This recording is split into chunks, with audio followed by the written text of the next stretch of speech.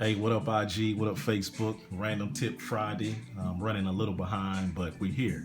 And tonight we're going to discuss the Air Maximizer. I had a question from Nerdy Waves about the Air Maximizer. He was asking, why does it sound squashed and distorted and sound like it's pumping? And we're going to go ahead and discuss that. But before we do that, his track is actually playing in the background. This was called Our Note on his album called Love Note. And I apologize, Our Time on his album called Love Note. You can check it out on Spotify or any preferable platform. But back to the task at hand, you dig? So the reason why it sounds just distorted and pumping is because when you load up the Air Maximizer initially, check out the settings that they have this thing on, this limiter. It's set to -20. That is just going to squash your signal so much it's going to sound distorted. A release time of 316 milliseconds. Oh my God, that's like horrible. I don't know why they chose to set it up like this, but I still love my MPC X and MPC Live. So what I'm going to do, I'm going to pause this track and then I'm going to play my track with the initial setting. And you're going to hear how distorted it sounds. Run it, you dig?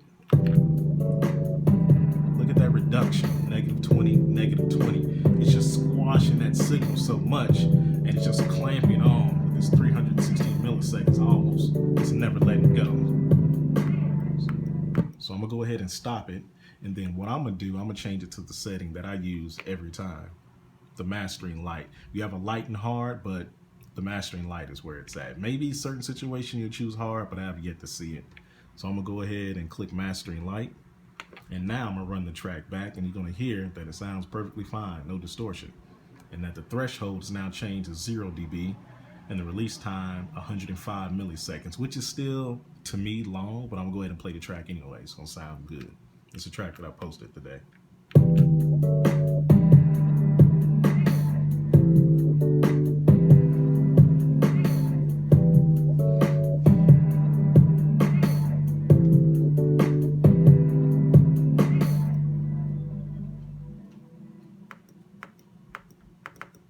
So as you heard, no distortion. Next, what I do, I go ahead and explain some of the settings that's on this maximizer, which is a limiter. The purpose of a limiter in a nutshell is just to increase the overall volume of your track. That's all it is. Some people refer to it as a brick limiter. This threshold is now set up to 0.0 dB, which means the signal will never cross that. It will not clip unless I'm initially, well, it'll never cross 0 dB, but if your track, if you got clipping here, you know, on your levels or even on your output or your program, that clipping will still transfer theoretically over to your limiter, even though you can't hear it. If it's red, it's clipping, even though you can't hear it. So next, let's discuss the ceiling. The ceiling is basically like I would call it like an output level. So I'm gonna go ahead and play the track, and then I'm gonna mess with the ceiling, and you're gonna hear the overall volume of the track being turned up and down.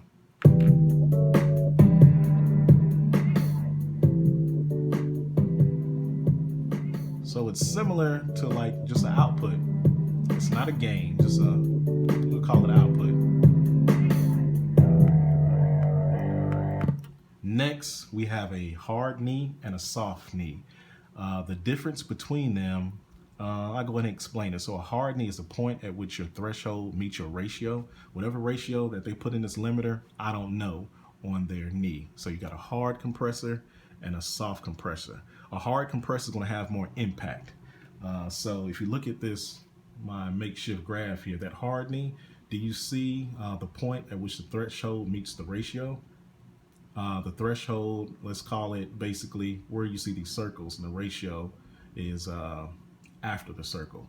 So with the hard knee, there's a drastic sharp knee there. You see how sharp it is, which means it's going to have more impact and sound louder. Where you have the soft knee, it gives you a more natural sound, and the volume is not going to be as loud. So if I go ahead and keep it on, I'm going to go ahead and play it on the hard knee, and I'm going to switch it to soft knee, and you're going to hear how it affects the track.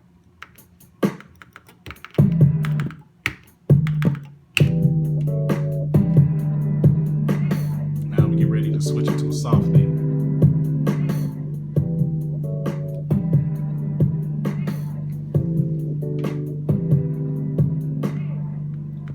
So in certain situations, you may want to actually use the hard or soft knee.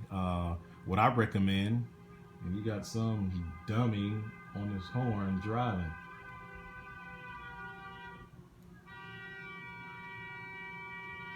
Sorry for the interruption. Oh well, you'll tune in, but maybe I just edit that. Maybe not. But anyway, you hear the difference between the hard knee and the soft knee. We'll do it one more time. I'm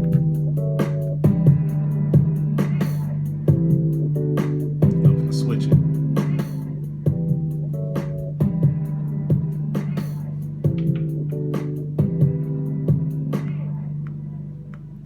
All right. The release time is a time that the limiting releases. It's either going to hold on a long time or it's going to let go a long time. So I'm gonna go ahead and run the track and play that.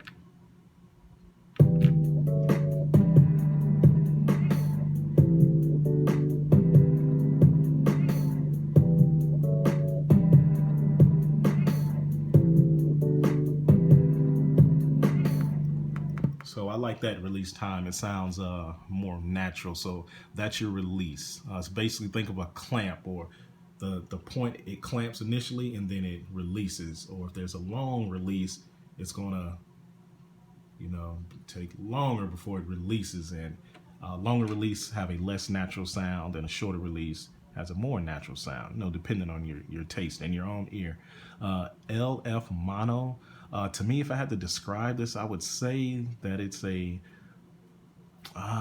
almost similar to it notches out a certain frequency within your beat that you want to be pronounced, but it'd be like a subtle pronounce. You may not be able to hear this over the phone.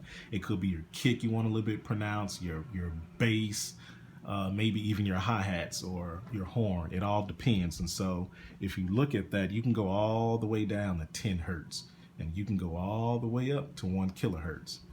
So I'm just gonna keep it right here on 96, and I'm gonna play it back, and I'm gonna find a sweet spot. Like I said, I never mix on these speakers, but I'm gonna go ahead and do it as best as I can. So I'm gonna run it.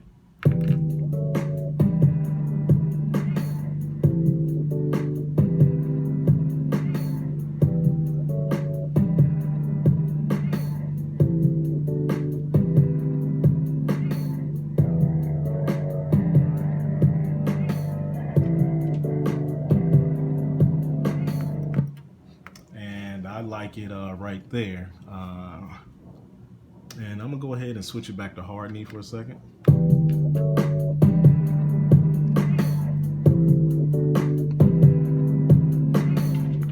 And that sounds sweet. That sounds sweet. I'm gonna leave it on the hard knee. But the only thing I'm gonna do, I'm gonna cut down the ceiling just a tad bit. So let me go ahead and run it.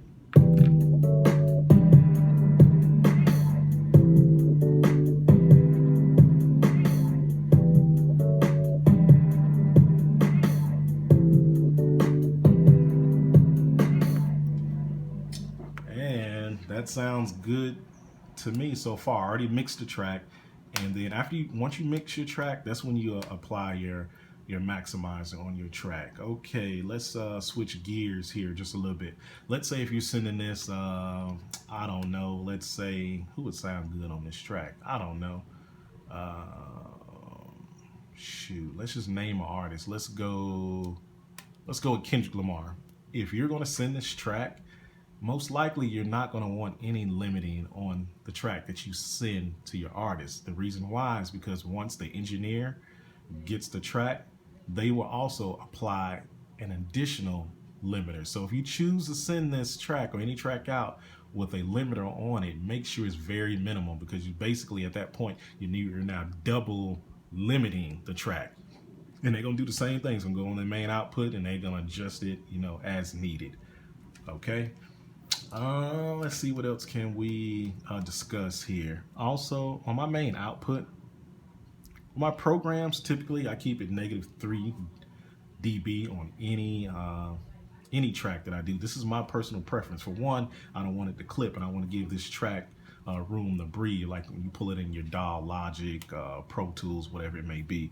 And also my output, I keep it around -3, because once the engineer gets this track, they have more than enough room to master the track.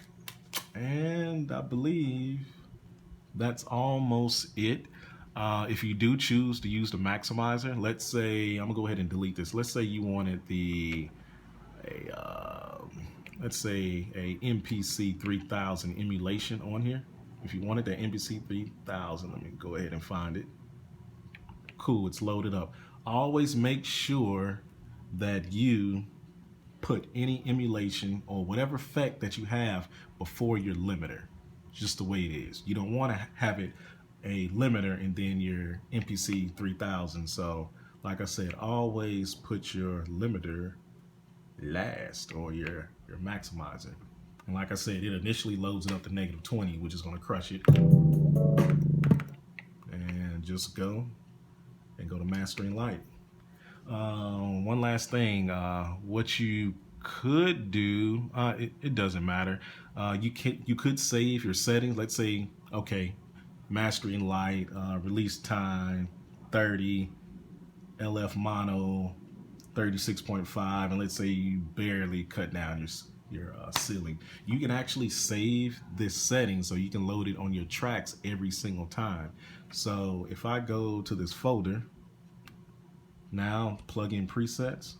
If I go to my thumb drive, and let's see, custom plugs. If I go here, I can save. So there I got a hi-hat delay, and we'll just call this Maximizer.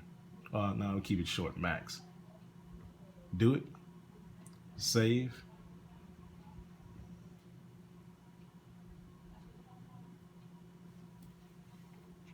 It should save. Oh, you know what? File name, do it. Let's go back out here. Hold on. Oh, my bad. This one, save. Don't click the folder. That loads your presets. Go and hit your floppy, your 3.5. Then go to custom plugs, which is a folder I created, and I can save that. So now, every time that I load this, I can actually load up that preset, you know, if I want it, by going to the folder, MPC Live, go down to custom plug, and I can put my mastering light and I can load it, and bam, it reloads it. Well, Nerdy Wave, I hope that answered your questions, and I hope you have a good night, man. Hit me up anytime if you got any more questions. All right, y'all, I'm out. Peace.